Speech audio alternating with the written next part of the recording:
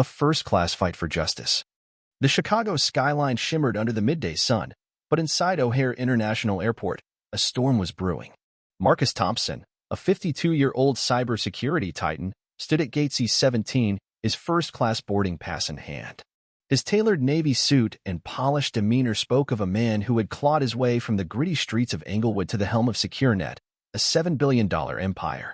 Today, he was en route to Washington, D.C., to seal a $1.9 billion Department of Defense contract. But in 6 minutes, everything would change. His dignity would be challenged, a corporation would crumble, and a movement would ignite. Marcus stepped forward as the gate agent announced first-class boarding. He handed over his boarding pass, expecting the usual nod. Instead, the agent, a middle-aged woman named Linda Carter, barely glanced at it. "One moment, sir," she said, her tone clipped. Marcus felt a familiar knot in his stomach.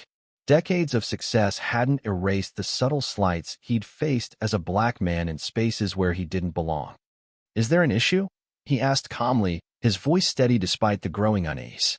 Linda avoided his eyes, stepping into the galley to whisper to a male flight attendant. Moments later, a tall man with a name tag reading James Larson, lead flight attendant, approached, his smile thin and unconvincing.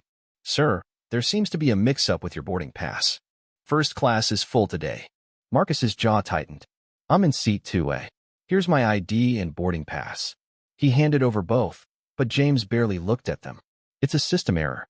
Please step aside so we can board other passengers." The implication was clear. Marcus wasn't one of the regular first-class travelers. "I paid for this seat," Marcus said, his voice firm but controlled. "There's no error except your assumption I don't belong here." Passengers behind him shifted uncomfortably, their silence deafening. James's face hardened. "Sir, lower your voice." Marcus hadn't raised it. He pulled out his phone. "I'm recording this." "Photography is against policy," James snapped, though they were still in the jetway. He radioed for security. Within minutes, 2 officers arrived, and James labeled Marcus disruptive. Despite presenting his valid ticket, Marcus was escorted back to the terminal, humiliation burning beneath his composed exterior. As he walked, he noticed passengers filming, their phones capturing his indignity. Back in the terminal, Marcus called his COO, Angela Harris. "They pulled me off the flight," he said quietly. "Why?" Angela's voice was sharp. "You know why." The silence on the line spoke volumes. Angela, who'd been with Marcus since SecureNet's early days, understood the unspoken weight of prejudice. "This time, they messed with the wrong man," she said. Marcus sat in the executive lounge, his untouched coffee growing cold. The viral video of his removal was trending, hashtags like Flying While Black gaining traction. His phone buzzed with a call from Patricia Evans, customer relations at Horizon Airlines. "We're investigating the unfortunate incident," she said. Marcus cut her off. "It wasn't an incident. It was racial profiling. I want to speak to your CEO, Robert Mitchell." After a pause, Patricia promised to escalate the matter. Angela stormed into the lounge, her eyes blazing. "Horizon runs on our systems," she said, scrolling through her tablet. "SecureNet powers their bookings, payments, everything." Marcus's mind raced.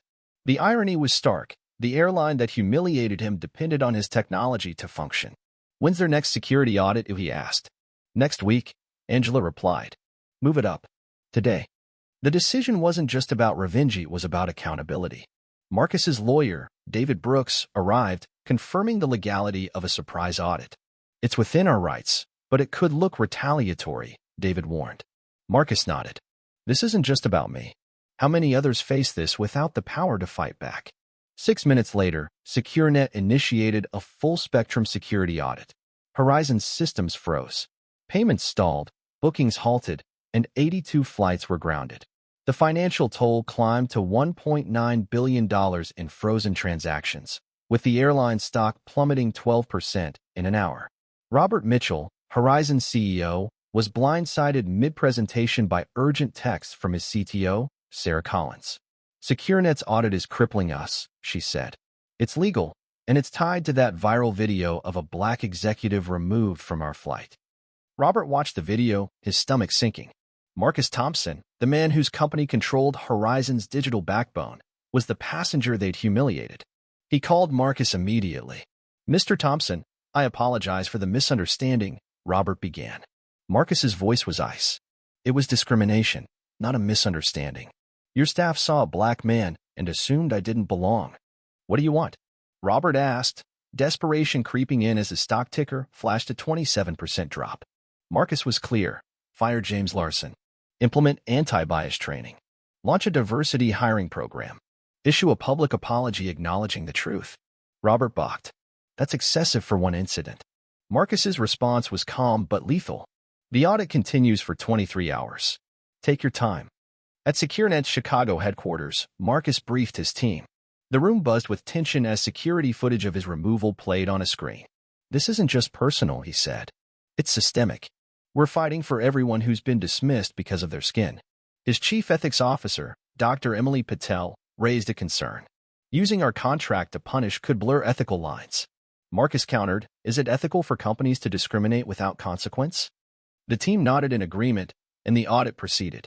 Horizon's chaos deepened, passengers stranded, check-ins manual, losses mounting. Robert called an emergency board meeting. This is extortion, one member fumed. Another, more pragmatic, countered, we profiled the wrong man. Our systems are down, and the PR is a nightmare. Reluctantly, they agreed to Marcus's terms. In a glass-walled conference room, Marcus faced Robert and his team. The viral video, now at 12 million views, played silently. James Larson has 3 prior complaints from passengers of color, Marcus said, presenting records. You buried them. Robert, visibly shaken, admitted ignorance. After tense negotiations, he signed an agreement. Larson's termination, anti-bias training, diversity initiatives, and a public apology. Within 30 minutes, SecureNet restored Horizon's systems. 3 days later, Marcus sat across from a renowned talk show host, sharing his story. Why act this time, she asked. Because silence enables the system, Marcus replied. I had the power to demand accountability, and I used it. The interview sparked a movement. Black executives shared their My First Class story, exposing everyday indignities. A healthcare CEO was mistaken for staff at his own gala. A judge was repeatedly questioned at a courthouse. The stories flooded social media, fueling debate. Not all reactions were positive. Conservative pundits accused Marcus of weaponizing his power. James Larson filed a wrongful termination lawsuit, claiming reverse discrimination, and raised $300,000 online. Death threats targeted Marcus, forcing his family into a safe house. Yet, amidst the backlash, Horizon announced sweeping reforms, a $50 million diversity initiative, transparent complaint reporting, and a 70% drop in discrimination complaints. Their stock rebounded, turning crisis into opportunity. 6 weeks later, Marcus spoke at his old Englewood High School, launching a tech scholarship program. Success isn't just what you achieve, he told students, but how you use it to change systems. That evening, he learned Horizon had rehired Larson as a diversity officer after intensive training. Initially furious, Marcus read Robert's email explaining the decision. Larson's transformation was genuine, approved by employees who'd reported him. Marcus grappled with the complexity punishment versus redemption. 6 months later, Marcus boarded another Horizon flight, Seat 2A. The crew, noticeably diverse, treated him with professional respect. A flight attendant, Maria Chun, one of Larson's former critics, served him coffee. You changed things, she whispered. We feel heard now. Across the aisle, another black executive was seated without question, a quiet but powerful shift. Horizon's reforms set an industry standard. 3 major airlines followed suit, citing Marcus's stand. The My First Class story nonprofit now supported discrimination victims. Marcus's SecureNet secured the $1.9 billion DoD contract, with officials praising his integrity. As his plane landed in San Francisco, Marcus received an email from a young SecureNet engineer. Today, colleagues defended me when someone questioned my place. Thank you for making this possible. The fight wasn't over, but Marcus had shifted the calculus. Discrimination now carried a steeper cost: financial, reputational, and moral. His mother's words echoed, make noise that opens doors for others. He had, and those doors were swinging wide. What would you do if you witnessed injustice on your next flight? Would you speak up or stay silent? Share your thoughts in the comments below, especially on confronting discrimination and standing against unfair treatment. Your perspective matters. Let's hear it.